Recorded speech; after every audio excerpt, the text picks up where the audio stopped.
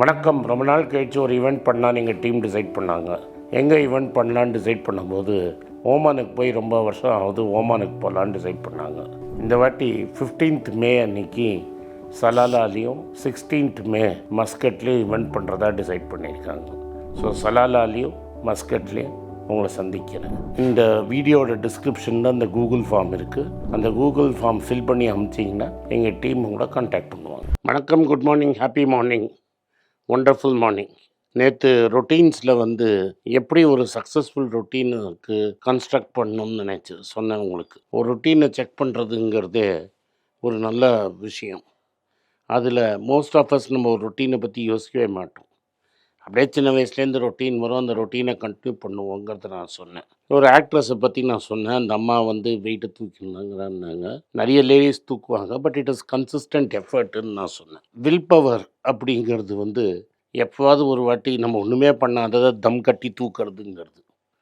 இந்த தம் கட்டி தூக்கிறதுங்கிறதெல்லாம் எப்போவாது ஒரு வாட்டி எக்ஸ்ட்ராடனரியாக பண்ண முடியும். வருஷம் ஃபுல்லாக கிரிக்கெட் ஆடாமல் ஒரு நாளைக்கு எடுத்தோன்னே போய் ஒரு மேட்ச்சில் செஞ்சுரி அடிக்கணும்னு நினச்சிங்கன்னா நிச்சயமாக அடிக்க மாட்டீங்க. ரொம்ப ரஸ்டியாக இருக்கும், உடம்பெல்லாம் வலிக்கும். இன்ஃபேக்ட் உங்களால் 8 ஹவர் ஃபீல்ட்லேயே நிற்க முடியாது.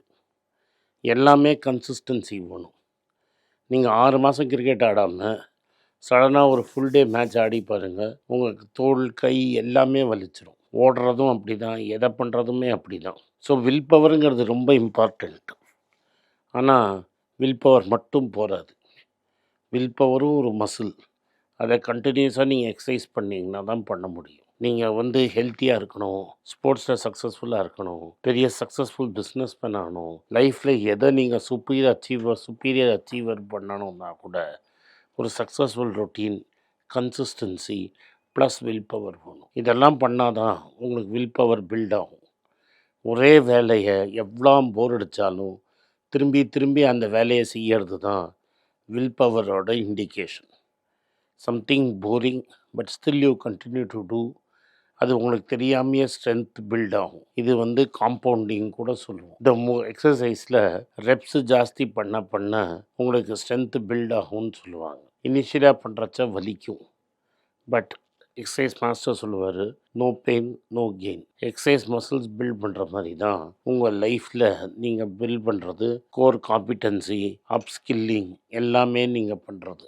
அதே மாதிரி சக்ஸஸ்ஃபுல்லாக நீங்கள் ஒரு இன்வெஸ்டர் ஆகணும்னா கன்சிஸ்டன்சி ரொம்ப இம்பார்ட்டண்ட். உங்களுக்கு ஒரு ஸ்டெடி ஸ்டேட் ஆஃப் இன்கம் வந்துகிட்டே இருக்கணும், ஒரு ஸ்டெடி கேஷ் ஃப்ளோ இருந்துகிட்டே இருக்கணும். இந்த இன்வெஸ்டிங் எப்படின்னா, பல வருஷத்துக்கு ஒன்றுமே நடக்காது, சடனாக அது அப்படியே விழுந்துடும். அந்த விழுற சமயத்தில் உன்கிட்ட கரெக்டாக அந்த ரிசோர்ஸஸ் இருக்கணும். அந்த ரிசோர்ஸஸ் இல்லைன்னா உங்களால் இன்வெஸ்ட் பண்ணவே முடியாது. ஸோ அந்த ரிசோர்ஸஸ் வந்துக்கிட்டே இருக்கணும். ஸோ நீங்கள் டிஃபன் காப்பியில் போட்டுன்னே இருப்பீங்க, அது ஒரு சைடு.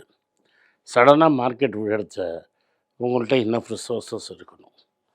அதுக்கு நீங்கள் பிளான் பண்ணணும். அதுதான் மியூச்சுவல் ஃபண்டில் ப்ராப்ளம். எப்போ விற்கணுமோ அப்போ வாங்குவாங்க, எப்போ வாங்கணுமோ அப்போ விற்பாங்க. அது எக்ஸாக்ட்லி ஆப்போசிட் ப்ராசஸ். இதனால தான் சக்ஸஸ்ஃபுல் பீப்புளுக்கு ஒரு சோர்ஸ் ஆஃப் இன்கம் இருக்காது, பல சோர்ஸஸ் ஆஃப் இன்கம் இருக்கும். அவன் தூங்கும்போது கூட அவனுக்கு சம்பாத்தியம் வந்துட்டுருக்கும், ஏதோ ஒரு வழியில் சம்பாத்தியம் வரும். இந்த யூடியூபே ஒரு நல்ல எக்ஸாம்பிள். இப்போ எனக்கு யூரோப்லேயும் அமெரிக்காலேயும் சில ஃபாலோவர்ஸ் இருக்காங்க. அவங்க என்ன பண்ணுவாங்கன்னா, நைட்டில் பார்ப்பாங்க, நைட்டில் பார்ப்பாங்க. நான் இதை மத்தியானம் ரெக்கார்ட் பண்ணுறேன், எடிட் பண்ணி ஒரு நாளைக்கு கார்த்தால போடுவாங்க. அன்றைக்கி கார்த்தால விட்டுட்டு அன்றைக்கி ஹோல்டே பார்த்துட்டு நைட்டில் சில பேர் இந்த ப்ரோக்ராம் பார்ப்பீங்க. நான் தூங்கிட்டுருப்பேன், நீங்கள் ப்ரோக்ராம் பார்த்துட்ருப்பீங்க. ஒரு ப்ரோக்ராமுக்கும் எனக்கு ஒரு இன்கம் குட்டியாக வரும். But for me to succeed, நான் இந்த தத்துவ பேச்சில் எவ்ரிடே கார்த்தால வீடியோ போட்டால் தான் அது சக்ஸஸ்ஃபுல் ஆகும். இந்த ஆள் டெய்லி ஒரு வீடியோ போடுவாயா, ஏதோ மாரல் சயின்ஸ் சொல்லி கொடுப்பாங்க அப்படின்னு நீங்கள் பார்ப்பீங்க. அதுதான் விஷயம். இப்போ மினிமம் 7500 8000 பேர் டெஃபினட்டாக வந்துடுவீங்க. 90% ஆஃப் தி டைம் 10,000 பேர் வருவீங்க. ஸோ என்னை பொறுத்த வரைக்கும் ஒரு ஹால் எனக்கு முன்னாடி 10,000 பேர் இருந்தால் நான் பேசுவேன். அந்த 10,000 பேர் மீட்டிங்க்கு வெயிட் பண்ணும்போது நம்ம பேசாமல் இருந்தால் தப்பு அப்படின்னு நம்ம யோசிச்சுட்டு நம்ம போய் பேசுகிறோம். அதனால தான் என்னால் கன்சிஸ்டண்ட்டாக பண்ண முடியுது. 10,000 பேரை நம்ம டிசப்பாயிண்ட் பண்ணக்கூடாதுன்னு. இந்த 10,000 பேர் டிசப்பாயின்ட்மெண்ட் பண்ணக்கூடாதுன்னு டாபிக் இருக்கோ இல்லையோ, போர் அடிச்சதோ இல்லையோ பண்ணுறதுனால இந்த வில் பவரும் டெவலப் ஆகுது, ஸ்பீக்கிங் எபிலிட்டியும் டெவலப் ஆகுது. இது ரெண்டும் எனக்கு அட்வான்டேஜ். ஸோ இந்த கன்சிஸ்டன்சி அப்படிங்கிறது இம்பார்ட்டண்ட்டு, வில் பவருங்கிறது இம்பார்ட்டண்ட். அதுக்கப்புறமா கடைசியில் எனக்கு சொன்னால் நான் கேமராமேன் வரலன்னு சொல்லலாம், எடிட்டர் வரலன்னு சொல்லலாம், என் டீமில் ப்ரொடியூசர் வரலன்னு சொல்லலாம், எல்லாம் ஓகே. பட் கடைசியில் மக்கள் என்கிட்டேன்னு தான் கேட்குறாங்க. நான் தான் அக்கௌண்டபிள், நான் தான் பதில் சொல்லணும். என் கேமராமேன் பதில் சொல்ல மாட்டான், என் எடிட்டர் பதில் சொல்ல மாட்டான், என் ப்ரொடியூசர் பதில் சொல்ல மாட்டான், என் தம்பி பதில் சொல்ல மாட்டான். நான் தான் பதில் சொல்லணும். அந்த அக்கௌண்டபிலிட்டி உங்களுக்கு இம்பார்ட்டண்ட்டாக போகணும்.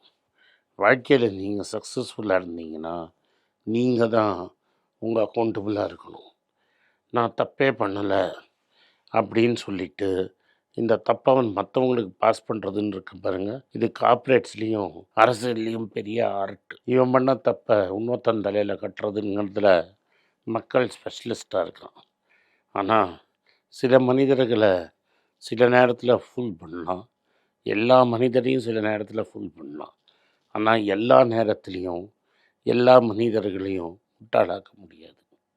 நான் இல்லைன்னு சொன்னாலும் மக்கள் என்ன தான் ரெஸ்பான்சிபிள்னு ஃபிக்ஸ் பண்ணுவான். ஏன்னா நான் தான் சேனலோட ஃபேஸ். நான் தான் காட்டால் 6 மணிக்கு எழுந்து உங்களுக்கு முன்னாடி உட்காந்து வரணும்.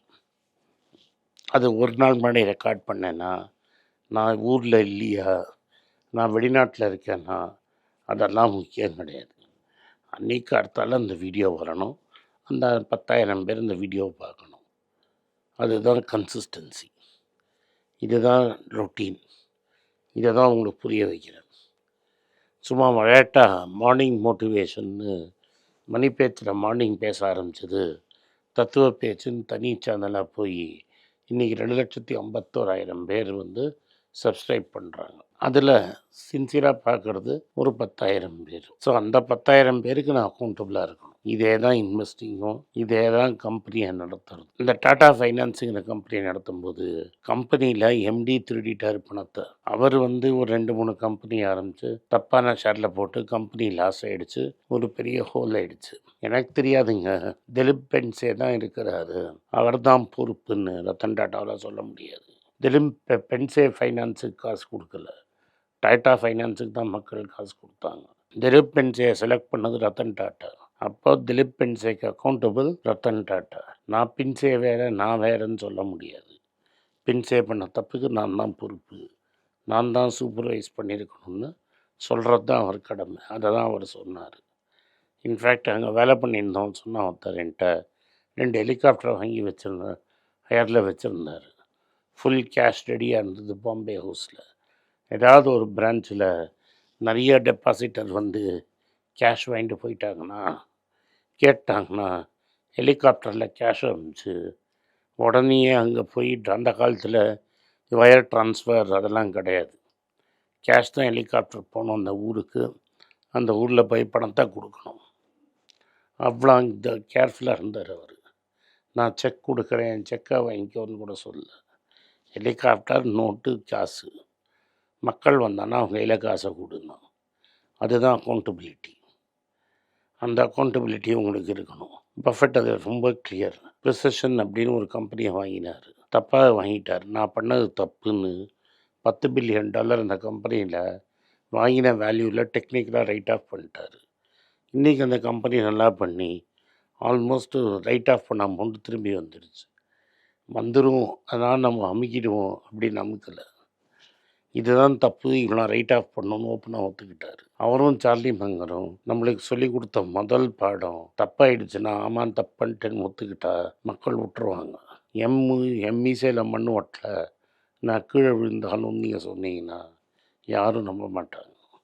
அதனால் ரொட்டீனுக்கு அடுத்தது அக்கௌண்டபிலிட்டி ரொம்ப இம்பார்ட்டண்ட். உங்கள் வாட்சில் தப்பாயிடுச்சுன்னா நீங்கள் தான் ரெஸ்பான்சிபிள், இன்னொரு ஆள் ரெஸ்பான்சிபிள் இல்லை. நன்றி, வணக்கம். இந்த வீடியோ உங்களுக்கு பிடிச்சிருந்ததுன்னா வீடியோவை லைக் பண்ணுங்கள், எங்கள் சேனலை சப்ஸ்கிரைப் பண்ணுங்கள், பெல் நோட்டிஃபிகேஷன் தட்டுங்க. இந்த வீடியோவை முடிஞ்சால் உங்கள் சொந்தக்காரங்களுக்கும் ஃப்ரெண்ட்ஸுக்கும் அனுப்புங்க, அவங்கள பார்க்க சொல்லுங்கள். நன்றி. வணக்கம். உங்கள் பேராதரவுக்கு மிக்க நன்றி. நான் டோட்டலாக 5 புஸ்தகங்கள் எழுதியிருக்கிறேன். 3 வந்து ஆங்கிலத்தில் எழுதியிருக்கிறேன். அதில் 2 வந்து தமிழாக மொழிபெயர்த்துருக்காங்க. ஸோ டோட்டலாக 5 புஸ்தகம் ஆச்சு. இந்த 5 புஸ்தகத்துக்கு ஹார்ட் காப்பி வேணும்னா நீங்கள் கீழே இருக்கிற வாட்ஸ்அப் நம்பருக்கு மெசேஜ் அனுப்பிச்சிங்கன்னா எங்கள் டீம் உங்களை கான்டாக்ட் பண்ணுவாங்க. இந்த 5 புஸ்தகங்கள்ல 3 புஸ்தகம் வந்து கிண்டலில் இருக்குது. அமேசானில் கிண்டலில் வாங்கணும்னு ஃபீல் பண்ணுறவங்க நேராக கிண்டலில் வாங்கிக்கலாம். தமிழ்லேயே யாராவது ஃபைனான்ஸ் நியூஸ் படிக்கணும்னு ஃபீல் பண்ணிங்கன்னா தயவு செஞ்சு மணிபேஜ்.com விசிட் பண்ணுங்கள்.